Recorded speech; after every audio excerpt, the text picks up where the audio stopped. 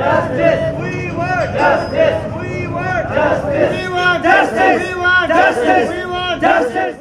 बलूचिस्तान में मुख़्तलिफ़ मामलनि ते एहतजाज रोज़ जो मामूल बणियल। ओस्ते महमद जा शहरी बि पंहिंजे इलाइक़े जा मसइला हल करण लाइ 350 किलोमीटर पंधु करे क़ोइटा पहुता आहिनि। असांजा हक़ूक़ जेका 70 साल खां असांखे नथा मिलनि, न असांजे इलाइक़े में न रोड आहे, न कोई सुठो इस्पताल आहे, न कोई असांजे इलाइक़े में गर्ल्स कॉलेज आहे, न असांजो इलाइक़े में पाणी जो कोई साफ़ सिस्टम आहे। असांजो तहसील गंदाखा जेको आहे उहो 13 साल को वठी 14 साल को वठी असांजो MPA MNA उतों जा एजुकेशन अमला सां मिली भगत करे गैर कमांड एरिया खे विकिरो करे ॾिना, जंहिं सबबु असांजो इलाइक़ो पाणी जे हिसाब सां वॾो परेशान हाल आहे।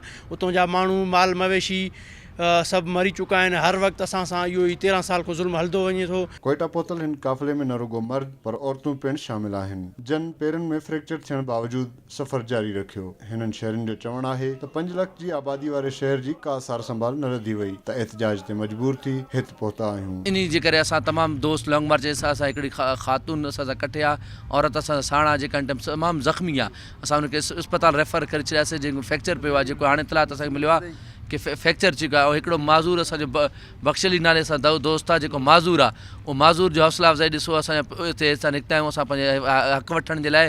ऐं इनशाला असांखे उमेदु आहे कि असांखे हक़नि जे करे ॿुधो वेंदो मरनो वेंदो।